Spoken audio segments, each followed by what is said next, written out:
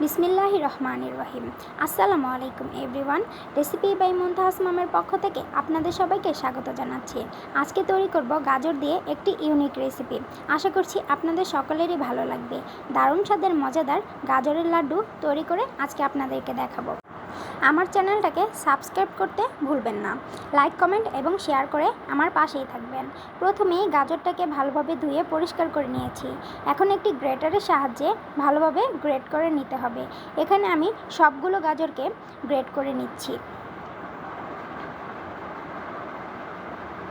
এখন চুলায় আগুন ধরিয়ে দিলাম। একটি প্যানে দিয়ে দিচ্ছি ঘি। এখানে আমি 3 টেবিল চামচ ঘি ব্যবহার করেছি। এখন দিয়ে দিলাম দারুচিনি, এলাচ। এই পর্যায়ে দিয়ে দিচ্ছি গ্রেট করে রাখা গাজর। এখন দিয়ে দিচ্ছি সামান্য লবণ। দিয়ে ভালোভাবে নেড়েচেড়ে নিতে হবে। গাজরটা একটু সিদ্ধ হয়ে এলে দিয়ে দিতে হবে চিনি।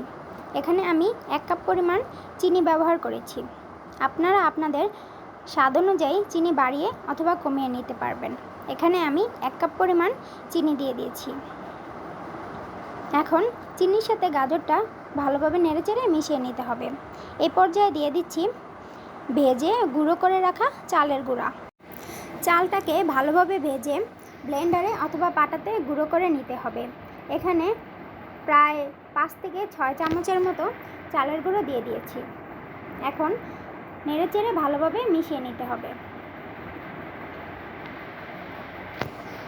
দেখতেই পাচ্ছেন এখানে অনবরত নাড়তে হবে, তা না হলে প্যানে লেগে যাওয়ার সম্ভাবনা রয়েছে। এজন্য অনবরত নাড়তেই হবে।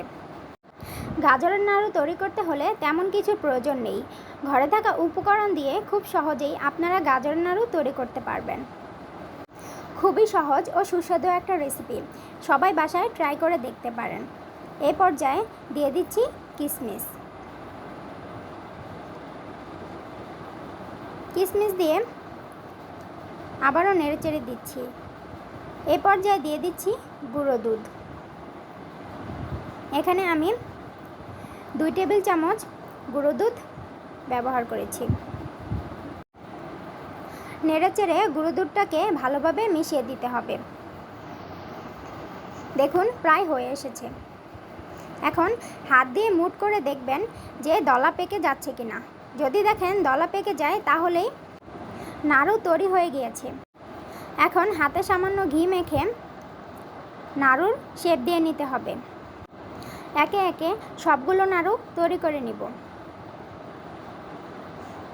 এখন সৌন্দর্যের জন্য ভেজে রাখা চালের গুঁড়োর মধ্যে কোট করে নিয়েছি। দেখতেই পাচ্ছেন তৈরি হয়ে গেল দারুণ স্বাদের মজাদার গাজরের নাড়ু অথবা লাড্ডু। আশা করছি সকলের রেসিপিটা পছন্দ হয়েছে। ধন্যবাদ।